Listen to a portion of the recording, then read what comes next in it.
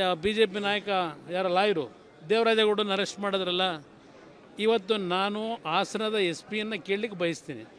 ಕಳೆದ 3-4 ದಿನಗಳಿಂದ ಆ ವ್ಯಕ್ತಿಯಿಂದ ಏನು ಉತ್ತರವನ್ನು ಬಯಸ್ತಾ ಇದ್ದೀರಿ?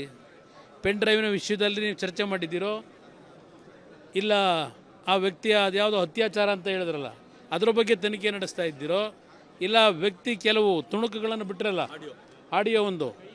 ಆಡಿಯೋವನ್ನು ಎಲ್ಲಿಟ್ಟಿದೆಯಾ ಕೊಡುವಂಥ ಒತ್ತಾಯ ಆಗ್ತಾ ಇದ್ದೀರೋ? ಆ SP ಹೇಳಬೇಕು, SIT ಅವರು ಹೇಳಬೇಕು. ಇವತ್ತು ಆ ವ್ಯಕ್ತಿಯನ್ನು ಅರೆಸ್ಟ್ ಮಾಡಿರ್ತಕ್ಕಂಥದ್ದು ಸುಳ್ಳು ಅತ್ಯಾಚಾರದ ಆರೋಪವನ್ನು ಮಾಡಿ ಇವತ್ತೇನು ಅರೆಸ್ಟ್ ಮಾಡ್ಕೊಂಡಿದ್ದಾರೆ. ನನ್ನ ಅಭಿಪ್ರಾಯದಲ್ಲಿ ನನಗಿರ್ತಕ್ಕಂಥ ಮಾಹಿತಿ, ಅವ್ರು ಹೇಳೋದಲ್ಲ ಮಾಹಿತಿ, 1 ತಿಂಗಳ ಹಿಂದೆ ಇವತ್ತು FIR ಹಾಕಿರೋದು ಆ ಹೆಣ್ಣುಮಗಳು ಕೊಟ್ಟಂಥ FIR. ಈ ವ್ಯಕ್ತಿನೂ ಸಹ ಅದ್ರ 3 ದಿನದ ಮುಂಚೆ ಒಂದು FIR ಹನಿ ಟ್ರ್ಯಾಪ್ ಅಂತಕ್ಕಂಥದ್ದು ಅವ್ರು ಹಾಕಿದ್ದಾರೆ.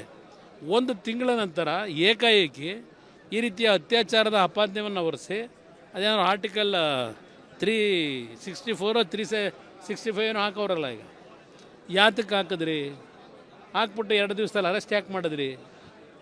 ಇವತ್ತು ಅರೆಸ್ಟ್ ಮಾಡಿದಂಥ ವ್ಯಕ್ತಿಯಿಂದ ಏನು ಮಾಹಿತಿ ತಗೋತಾ ಇದ್ದೀರಿ? ಏನು ಕೇಳ್ತಾ ಇದ್ದೀರಿ?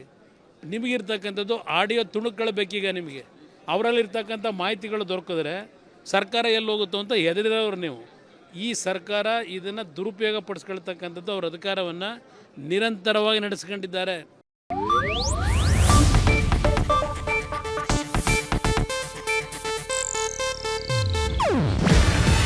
ಇದು ಏಷ್ಯಾನೆಟ್ ನ್ಯೂಸ್ ನೆಟ್ವರ್ಕ್ ಪ್ರಸ್ತುತಿ.